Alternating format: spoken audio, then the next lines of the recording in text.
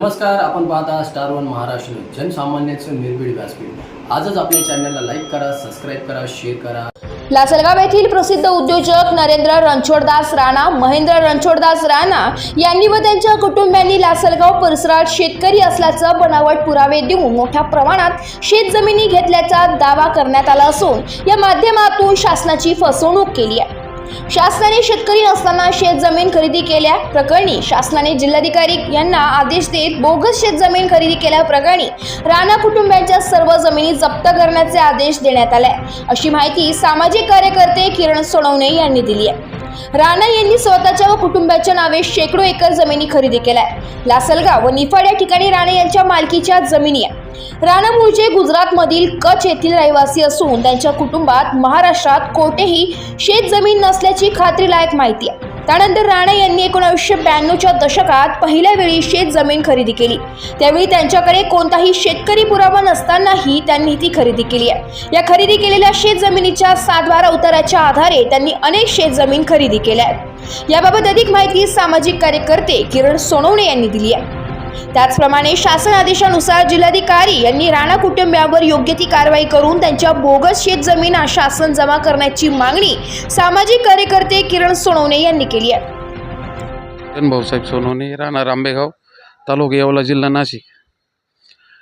सदरील व्यक्ती महेंद्र रणछोडदास राणा, नरेंद्र रणछोडदास राणा यांनी शेती घेतली। आमची शेती घेतली असताना त्याला शेतकरी पुरावा मागितला।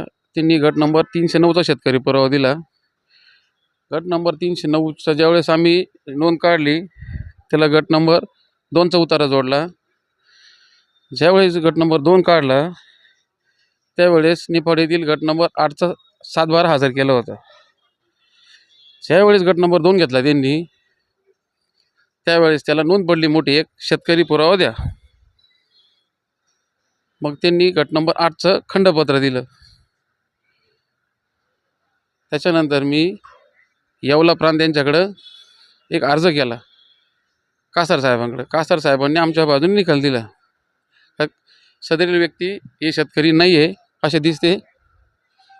त्यांनी निकाल दिला। निकाल दिल्यावरती मी अपील केलं ॲडिशनल कलेक्टर आणि अपर आयुक्त ॲडिशनल कलेक्टर नाशिक, पण त्यांच्याकडे काही कारण असतं त्यांच्या फायली गेल्या ॲडिशनल कलेक्टर मालेगाव माया पाटोळे मॅडम। तर त्यांनी पण असं निकाल दिला, लिमिटेशन मांडलं त्याच्यामध्ये का तुम्ही जास्त दिवसांनी अपील केलं। नंतर परत मी अपील केलं अपर आयुक्त नाशिक रोड, त्यांनी पण तेच म्हटलं जास्त दिवसांनी नाही, लिमिटेशन दिलं त्यांनी पण। मग त्याच्यानंतर मी माननीय एकनाथरावजी शिंदे साहेब यांना एक अर्ज केला 25/1/2024ला। माननीय देवेंद्रजी फडणवीस साहेब त्यांना पण एक अर्ज केला। काही सदरचे व्यक्ती हे शेतकरी नसून ज्या आतापर्यंत प्रॉपर्टी घेतल्या त्यांनी या सरकार जमा करण्यात याव्या। मग 21 मार्च 2024ला माननीय एकनाथराव शिंदे साहेबांनी यांना आदेश केला त्यांच्या सचिवला। त्यांच्या सचिवने माननीय जिल्हाधिकारी नाशिक यांना आदेश दिले कारवाई करण्यात यावी। नरेंद्र रणछोडदास राणा, महेंद्र रणछोडदास राणा हे स्वतः वकील आहे। ते वकिलीचा फायदा घेऊन आम्हाला म्हणे कशाला माझ्याशी भांडता, माझ्या घरचे 2 वकील आहे, तरी पण आम्ही काही बोललो नाही त्यांना। हे राणा मूळचे रहिवासी हे गुजरात राज्यातील आहे, कच्छमधले कच्छ। ह्या प्रॉपर्टी सरकार जमा करण्यात याव्या। निवेदन आता त्यांना देतोय मी, ते पत्र आदेश देतोय त्यांना।